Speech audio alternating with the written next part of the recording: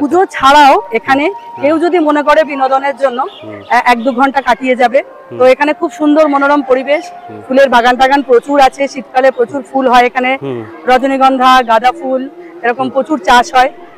তো সর্ষে ফুল তো আছেই তার সাথে, মানে যারা আমরা মানে এগুলো দেখে আমরা যারা 79 কিংবা 69-এ যারা বড় হয়েছি তো তাদের ক্ষেত্রে বলবো আমরা এখন যে একাকিত্বটা ফিল করি, এরকম এইসব জায়গাতে না আসলে আমরা পুরোনো জিনিসগুলো আর ফিরে পাবো না।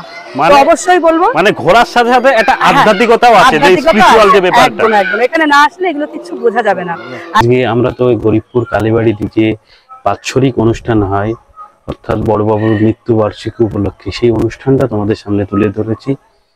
নমস্কার বন্ধুরা, হট ট্রেন্ডিং চ্যানেলে তোমাদেরকে স্বাগত জানাই। আজকে এমন একটা ভিডিও তোমাদের সামনে তুলে ধরবো, আশা করি ভালো লাগবে। আর ভালো লাগলে লাইক, কমেন্ট এন্ড সাবস্ক্রাইব করে আমাদের পাশে থেকো, এতে আমাদের ভিডিও বানানোর অনুপ্রেরণাটা বাড়ে।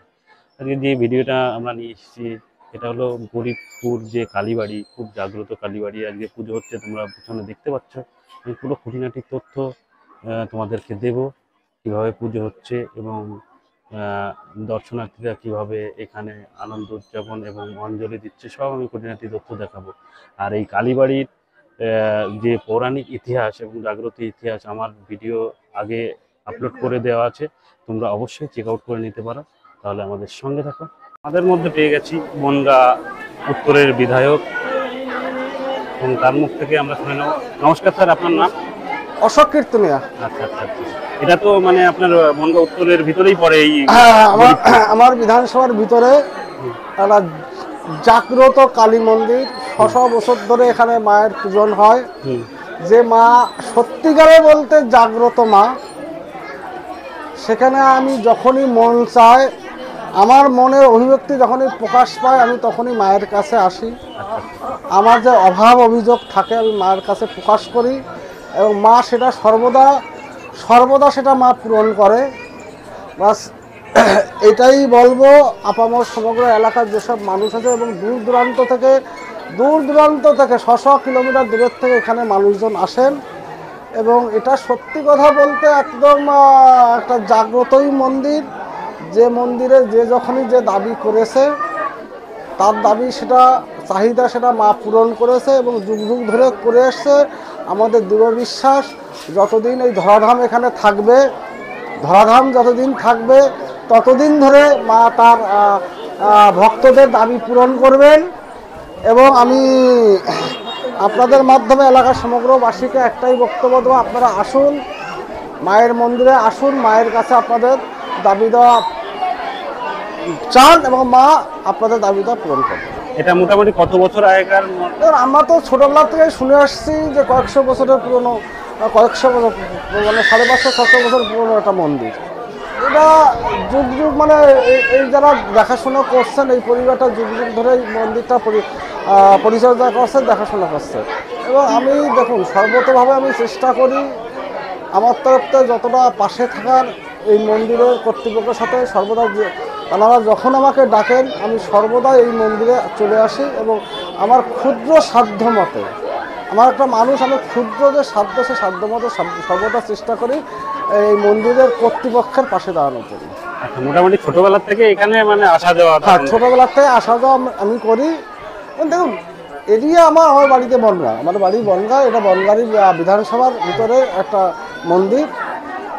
আপনারই বিধানসভার? হ্যাঁ, আমারই বিধানসভা, পাশে নদীয়া, পাশে উত্তর চব্বিশ, দুটো জেলার একটা সংযোগ স্থল। মানে তখন থেকেই এই বংশের সাথে তখন থেকেই পরিচিত আর কি। আর মোটামুটি এখানে যে মন্দিরটা এত পৌরাণিক এবং আপনার খুব জাগ্রত, এটা আপনিও বলছেন, আমরা লোকের মুখ থেকেও শুনছি, এবং আমরাও যতটা বিভিন্ন রকম তথ্য আমরা ঘেটে আমরা দেখেছি খুব জাগ্রত, কিন্তু মানে সেই হিসাবে ততটা ডেভেলপ না। দেখুন, ব্যাপারটা হচ্ছে, প্রথম কথা, ডেভেলপটা সঠিক কথা বলতে গেলে আমরা যে জনপ্রতিনিধির ফান্ডের কোনো টাকা তো অ্যাকচুয়ালি কোনো সরকারি টাকা কোনো মন্দির, মসজিদ, গির্জা কাউকে দেওয়ার কথা নেই। তথাপিও আমি আমজনতার কাছে একটা আপিল করবো, এলাকার যেসব মানুষজন আছেন যারা এখানে আসেন ভক্তরা, তাদের কাছে একটা আমার অনুরোধ থাকবে, আপনারা এগিয়ে আসুন, মন্দিরটাকে সংস্কার করুন। কারণ হিন্দু ধর্মের একটা পীঠস্থান এটা। আপনারা যদি এগিয়ে না আসেন তাহলে সনাতন ধর্মকে রক্ষা করার দায়িত্ব আপনাদের। আপনারা এগিয়ে এসে এই মন্দিরটার সংস্কার করুন, মন্দির কর্তৃপক্ষ যারা আছে তাদের পাশে দাঁড়ান, এবং আমি সর্বদাভাবে চেষ্টা করি আমার ক্ষুদ্র মতে আমি পাশে দাঁড়ানো। আমার মতন আপনারা সবাই এগিয়ে আসুন, কারণ 10-এর লাঠি 1-এর বোঝা। আপনারা যদি সবাই মিলে আমরা ভাগ করে নিই তাহলে জিনিসটা কিন্তু অতি সহজ হবে এবং সেটা এরিয়ার উন্নয়নের কাজে লাগবে আর কি। আচ্ছা আচ্ছা আচ্ছা। মোটামুটি আপনি বলছেন যে আমি সর্বদা মানে এই মন্দির তথা কর্তৃপক্ষের সর্বদা আপনি পাশে থাকেন। ধন্যবাদ আপনার মূল্যবান সময় দেওয়ার জন্য। আপনার দিন শুভ হোক। নমস্কার, ভালো থাকবেন। দূরান্ত থেকে মানুষ কিন্তু ভোগ নিয়ে আসছে এখানে পুজো দেওয়ার জন্য। দেখতে পাচ্ছ এখনো কিন্তু মানুষ আসছে এখানে, ভোগের ডালা সজ্জিত অবস্থায়। আমি তো এখানকার লোকাল বিধায়কের তোমরা ইন্টারভিউ নিলাম, তোমরা দেখতেই পেলে, এবং আরও 2-1 মানুষের সাথে কথা বলবো। আমাদের সঙ্গে থাকো। এখনো কিন্তু মানুষ আসছে এখানে। সামনে ধূপকাঠি এবং মোমবাতি জ্বালিয়ে সবার মনস্কামনা এখানে অর্পণ করছেন, তোমরা দেখতে পাচ্ছ। এখানে কথিত আছে যারা তোমার মানত করেন তাদের মানত মা পূর্ণ করেন। অঞ্জলি শুরু হয়ে গেছে, আমি কিছুটা তোমাদের দেখানোর চেষ্টা করছি।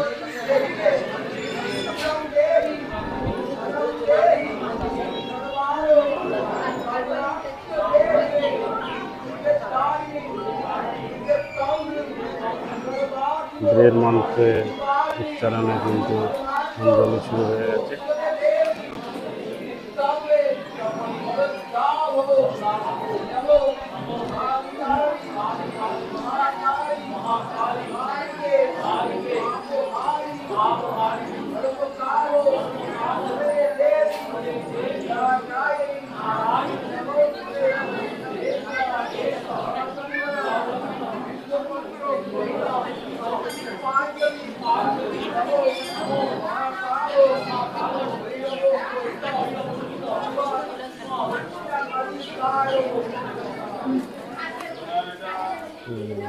দেখতে পাচ্ছ অঞ্জলি দিচ্ছে, ফুল অর্পণ করছে মায়ের চরণে।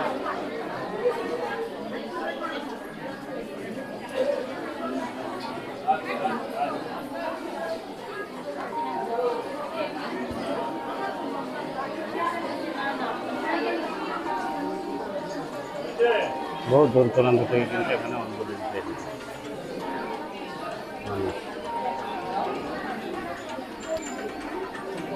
মায়ের যিনি প্রতিষ্ঠাতা এবং যিনি এখানে স্থাপন করেছেন মাকে, তার কিন্তু এখন পুজো হচ্ছে, তোমরা দেখতে পাচ্ছ।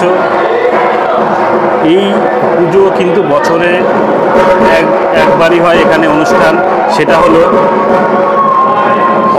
বুদ্ধ পূর্ণিমার একদিন পরে। এটা কিন্তু হয় প্রত্যেক বছর, বুদ্ধ পূর্ণিমার একদিন পরে কিন্তু এই অনুষ্ঠানটা হয় এবং পুজো হয়। যারা মানে আসার ইচ্ছুক অবশ্যই দিন এবং তারিখটা তোমরা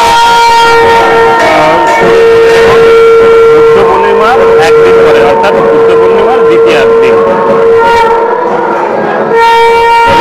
এখানে ওনাকে বড়বাবু বলা হয়। এই বড়বাবুর পুজো হচ্ছে। ইনিই কিন্তু এই মন্দিরের মায়ের মানে স্থাপন করেছিলেন এবং মাকে মাটি দিয়ে গড়ে তিনি পুজো করেছিলেন, তারই পুজো এখন হচ্ছে, দেখতে পাচ্ছ। আরও পরিচালিত তথ্য তোমাদেরকে দেব, তোমরা সঙ্গে থাকো। মন্দিরে এসে আমরা কিছু পুণ্যার্থী ভক্তদের পেয়ে গেছি, তো তার মুখ থেকে আমরা শুনে নেব যে তাদের এসে কেমন লাগছে। নমস্কার দিদিভাই, আপনার নাম? আমার নাম রিঙ্কু চক্রবর্তী। আপনি কোথা থেকে এসেছেন? আমি কাঁচরাপাড়া থেকে এসেছি। আচ্ছা আচ্ছা আচ্ছা আচ্ছা। মানে এসে আপনার কেমন লাগছে এখানে?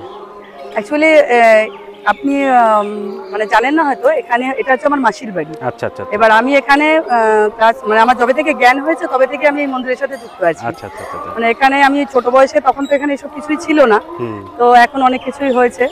তো আমি বহু বছর ধরে মানে আমার এখানে আসা যাওয়া, তো প্রত্যেক বছর এরকম অনুষ্ঠানে আমাদের আসা হয় এবং আমার সহপাঠী সবাইকে আমি প্রত্যেক বছরই নতুন নতুন সকলকে নিয়ে আসি। আচ্ছা আচ্ছা। এবং ওদেরও খুব ভালো লাগে, ওরা বছরে দুবার আসে, দুবার তিনবার এরকম যখনই প্রোগ্রাম হয় ওরা সকলেই আমার সাথে সাথ দেয়। আচ্ছা। এবং আমরা একটা বড় টিম এখানে আসি, আচ্ছা। খুব ভালো লাগে। শীতে আমরা এসে এখানে পিকনিকও করি, এই আম গাছের তলায় দেখতেই পাচ্ছেন, চারিদিকটা উনি ঘুরিয়ে দেখাবেন। হ্যাঁ, এরকম ছোট ছোট জায়গা আছে, টোটালি পুরো ছোট ছোট জায়গা, প্রকৃতির একটা আবহাওয়া, মানে লোকালয় থেকে একদম একটু মানে পরিবেশ এবং গ্রাম্য পরিবেশ যারা ভালোবাসেন অবশ্যই এটা মন্দিরে খুব আসলে ভালো অন্যরকম। লাগবে। আমরা যেহেতু শহরে থাকি সেহেতু আমরা প্রত্যেক বছর শীতে এখানে আসি। আচ্ছা আচ্ছা। পুজো ছাড়াও এখানে কেউ যদি মনে করে বিনোদনের জন্য 1-2 ঘন্টা কাটিয়ে যাবে, তো এখানে খুব সুন্দর মনোরম পরিবেশ, ফুলের বাগান টাগান প্রচুর আছে, শীতকালে প্রচুর ফুল হয় এখানে, রজনীগন্ধা, গাঁদা ফুল এরকম প্রচুর চাষ হয়। তো সর্ষে ফুল তো আছেই তার সাথে। মানে যারা আমরা মানে এগুলো দেখে আমরা যারা 79 কিংবা 69-এ যারা বড় হয়েছি, তো তাদের ক্ষেত্রে বলবো আমরা এখন যে একাকিত্বটা ফিল করি, এরকম এইসব জায়গাতে না আসলে আমরা পুরোনো জিনিসগুলো আর ফিরে পাবো না। তো অবশ্যই বলবো মানে ঘোরার সাথে সাথে একটা আধ্যাত্মিকতাও আছে, যে স্পিরিচুয়াল যে ব্যাপারটা, একদম একদম এখানে না আসলে এগুলো কিছু বোঝা যাবে না। আর ইউটিউবারকে বলবো তুমি এটাতে যতটা কভার করবে, আমি বলবো তার থেকেও আরো বেশি, যতক্ষণ না কেউ এখানে আসবে, এসে দেখবে, এবং তখন সে ফিল করবে যে এখানে কি আছে। এই মানে আপনি আমন্ত্রণ জানাচ্ছেন। একদম অবশ্যই বলবো যে তুমি ভাই যা করছো এটা আরো সুন্দর করে তুমি বলতে পারবে, যেহেতু তুমি এই কাজগুলো করো। আমরা তো জাস্ট দর্শনার্থী, আমরা আসি যাই, তো মানে এখানে আসলে আরো আধ্যাত্মিকতা এবং সব রকম এন্টারটেইনমেন্ট পাবে। শহর থেকে একদম অন্য রকম জায়গা।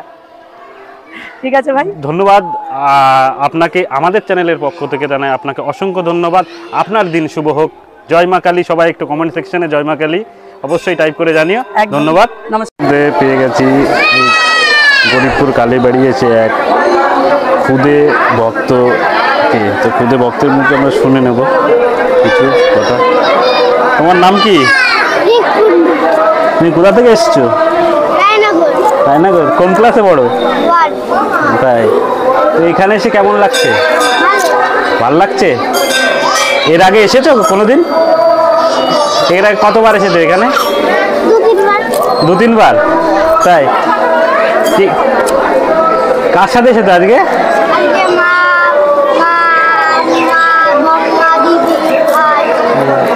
এসে খুব ভালো লাগছে নাকি? কি উপোস ছিলে আজকে? এমনি পুজো দিয়েছো? খেয়ে দে। তাই, মায়ের কাছে কি চেয়েছো? হ্যাঁ, কিছু চাইনি।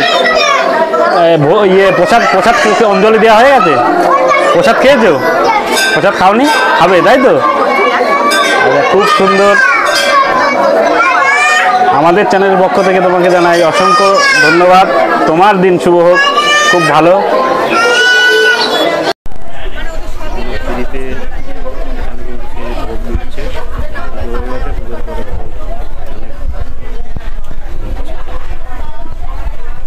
ফাইনালি ভিডিওটা এখানেই শেষ করছি। অবশ্যই ভালো লাগলে লাইক, কমেন্ট এন্ড সাবস্ক্রাইবার করে আমাদের পাশে থেকো, এতে আমাদের ভিডিও বানানোর অনুপ্রেরণাটা বাড়ে। আজকে আমরা তো গরিবপুর কালীবাড়িতে যে বাৎসরিক অনুষ্ঠান হয়, অর্থাৎ বড়বাবুর মৃত্যুবার্ষিকী উপলক্ষে, সেই অনুষ্ঠানটা তোমাদের সামনে তুলে ধরেছি। তাহলে সবাই ভালো থেকো, আবার দেখা হবে নতুন কোনো ভিডিও। বন্ধু তোমার জন্য।